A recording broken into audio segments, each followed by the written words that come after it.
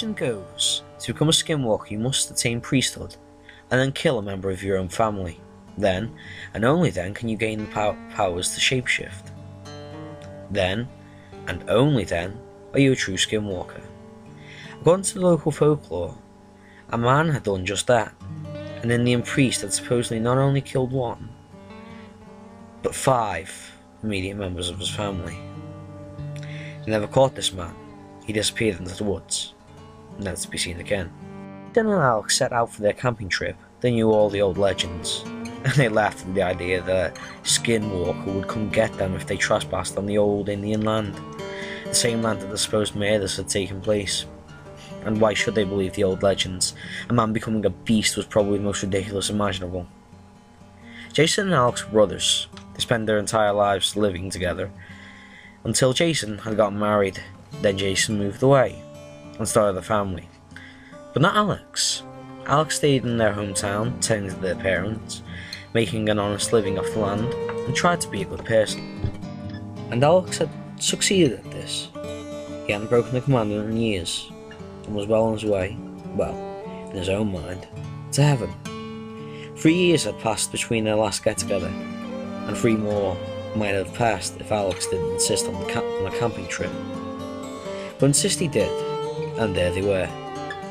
It was getting dark, and the 2 of them were laying out under the stars. They were deep in the woods. They had no GPS or maps, but they knew the path back to where they were. They had gone there as kids. Never know, huh? Alex replied. He only caught bits and pieces sometimes. We can never let Dad know, Jason reiterated. Know what? That we stayed on the old Indian land past dark. We promised him as kids, and I wouldn't want to upset him now. He's getting pretty close to Dad, and if we started an argument now, we may not resolve it in time for, you know. Just don't tell him, one more, okay? Okay, no problem. They both were silent for a while, up until creeped a small raccoon. Well, look at here, Alex called, as he pointed towards the critter. It stared at them for several minutes, not moving, not attempting to flee when they motioned towards it. It stayed almost perfectly still, and then finally, it left. Minutes later came a deer. Again the creature stayed and watched them. Unwavering determination glared in its eyes. For about 2 hours the duo was kept awake as every animal they knew to live in the forest, and some they were almost sure didn't inhabit the area, came to gaze upon them. The final animal was a grey wolf. It slowly moved towards them, and when it was 5 feet away, it stopped. Don't move, don't panic, it'll go, Jason reassured Alex. The wolf slowly stood up on its hind legs, and then its limbs began to contort and pop. Horror slid over Jason and Alex's faces as they saw the fur tear open, revealing light brown flesh underneath. Finally, they gazed upon what looked like a man with a wolf head. The skull of the wolf's spirit split open like a melon, the fur sliding off it, the bone chipping and falling like a fragile eggshell. And in its place slowly grew out the head of a man. The man now stood before the paralysed brothers. They couldn't seem to move. "This is my land," said the man, with an almost supernatural smile. Now, mister, I'm gonna have to ask you to Alex trailed off. "Get the fuck away from us," Jason said, as fiercely as he could. The man began to laugh, and as he continued to laugh, the pitch changed.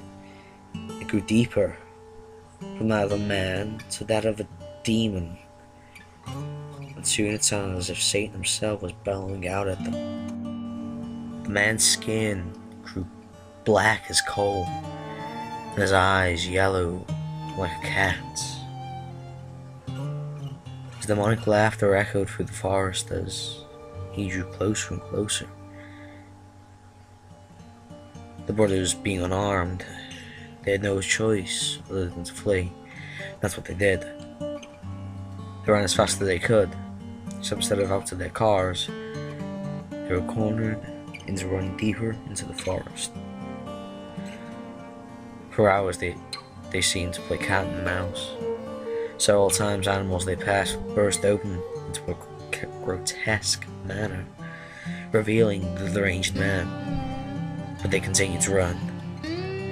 Finally reaching a cabin, they ducked inside. They were filled with fear, and the brothers felt that leaving the cabin would end in their deaths. What they found in the cabin made them regret their ignorance on legends. For in the main bedroom of the cabin was corpses, at least 100 of them. Every animal they had seen that night was there, along with some larger bodies, some human bodies.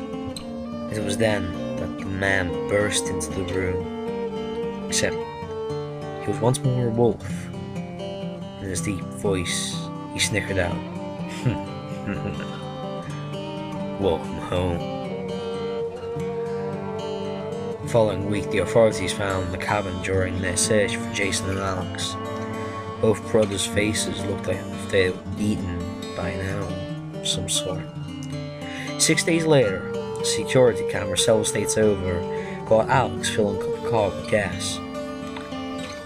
Several eyewitnesses also reported seeing the dead man, and on nearly all accounts he was seen smiling a wide, toothy, unnatural grin.